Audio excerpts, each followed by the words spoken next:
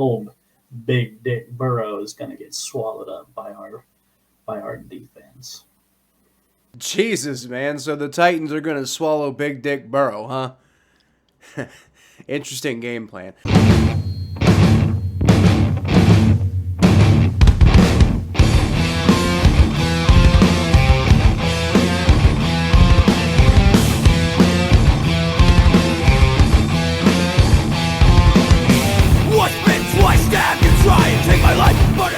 Welcome to the Jungle, Bengals fans. I'm Kyle Phelps, and this is uncharted territory for me. Is this a second postseason game?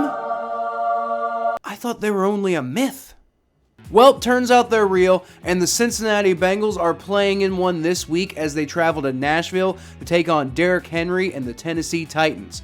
Before we get into that, I'd just like to ask that you like the video and subscribe to the channel if you're enjoying the content. It really helps my channel out and helps you to be the first to know when we put out these Bengals previews that we do every week before Bengals games during the postseason and the regular season, recaps after the games, NFL coverage on Tuesdays, and Battle of Ohio podcast clips on the off days.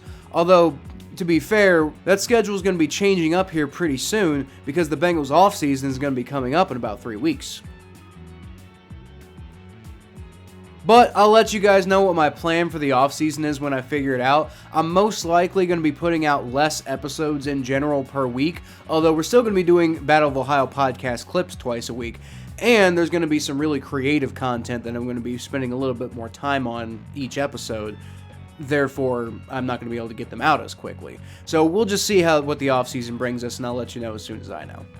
So there's this concept that the Tennessee Titans are the worst number one seed in NFL history because they've lost 5 games this year.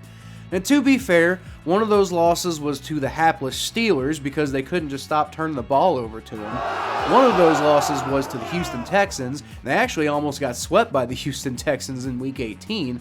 One of those losses was to the New York Jets, although to be fair, the Bengals lost to the Jets too. But on the flip side, they've beaten almost every single good team that they've gone up against this year. They swept the Colts, they beat the Rams, Bills, Chiefs, 49ers, they beat the hell out of a Miami Dolphins team that was on a 7-game win streak at the time. So, the Titans are pretty good.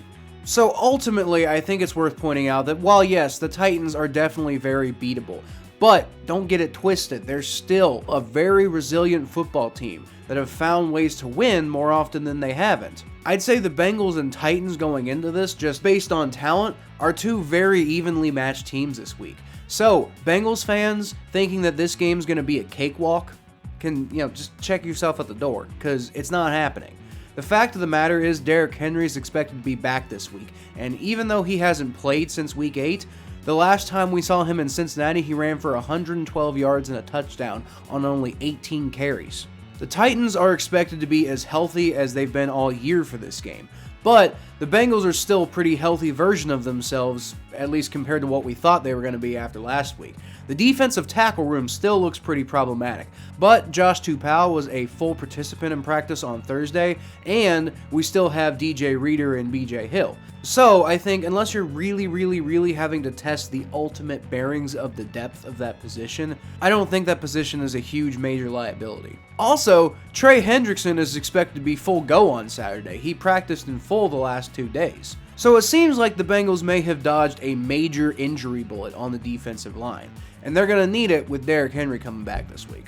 But that's not the only reason that getting Hendrickson back could be huge for the Bengals this week. Hendrickson racked up the 5th most sacks in the NFL this year during the regular season with 14, and the Titans have given up the 7th most sacks with 47. And for that matter, Ryan Tannehill doesn't play particularly well when he's pressured. The only 2 times that the Titans lost with Derrick Henry on the roster this year, Tannehill got sacked at least 6 times.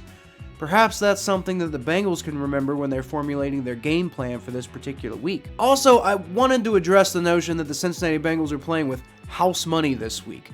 There is no house money. The Bengals only have so much time with guys like Joe Burrow, Jamar Chase, T. Higgins, all playing on rookie contracts. part of the reason that they were able to go on this big free agent spending spree this offseason, bringing in really key contributors like Trey Hendrickson and Chidobe Awuzie, is because of that fact. Joe Burrow said that winning a playoff game is going to be the bare minimum standard every year going forward. But honestly, guys, how likely is it that they're actually going to do that every single year? They have an opportunity to make history right now. They won a playoff game this year. They have a path to the Super Bowl right now. Let's go do it. I think it's all systems go on making that run this year. Because to be completely honest, are they definitely going to be back next year? I don't know. If they do win a Super Bowl, then I'll give them that house money thing. At that point, I could give a shit. Like, you won a Super Bowl in my lifetime. Holy crap, it's the Bengals. And if they go do more than that, then that's just gravy on the cake. Ew, gravy on the cake. Why would you put gravy on a cake? But anyway, that's not the point. Until then, there's goals to be met and there's work to be done. That said, am I going to consider it a failure this year if they lose this week? No, absolutely not. The fact of the matter is nobody thought we'd even be in the playoffs, much less getting that playoff monkey finally off our backs this year. Although, actually, if you watch the Battle of Ohio podcast, then you know that I actually did predict that would happen this year. I'm just saying I do think that there's a path to the Super Bowl right now, and I'm not going to consider them having that house money until they've achieved that goal. But to do that, they're going to need to go to Nashville, Tennessee and play the Titans. To help preview them a little bit further, we brought in another new correspondent to the show. His name is Clay, and he runs Clay's Tarnation Titans Skullcast, sponsored by Twang VPN. Say what's up, Clay. What's up, Kyle? Thanks for having me on. Now, if I gotta leave early to shoot a bear that's been getting in my garbage, you best believe I will.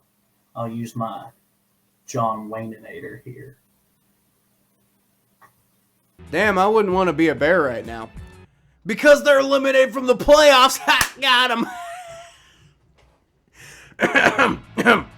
But anyway, Clay, would you like to tell me how it was like growing up in Nashville and how you kind of became to be a Titans fan? Well, we didn't have the Titans growing up. We had the Oilers, and when they came to town and became the Titans, they immediately started doing pretty good. And then we went to the Super Bowl and lost by a yard. Now, even I have to admit that is probably one of the greatest plays in Super Bowl history. It still stings. Things are looking up now that we got Ryan Tannehill at quarterback and Derrick Henry in there. We call him King Henry for a reason. He's the king. Right. I'm pretty sure my joke was, at the very least, more creative than that.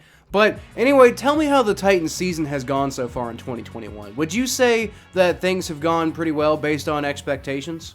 Well, I'd say they have exceeded expectations, maybe even met them. They expected us to be pretty competitive this year, and I think we've held true to form.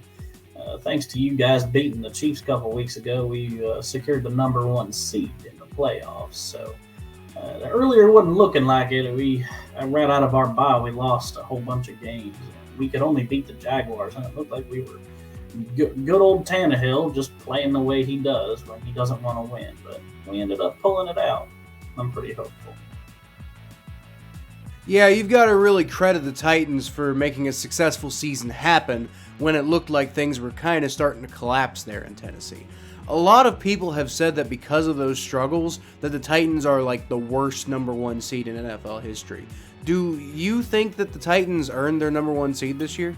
Well, sorta, yeah. This team fought through a whole bunch of injuries, which you know as well as I do, that can hamper any team's playoff ambitions. But the Ravens couldn't do it, but we could. And Derrick Henry was injured, and we still made the playoffs.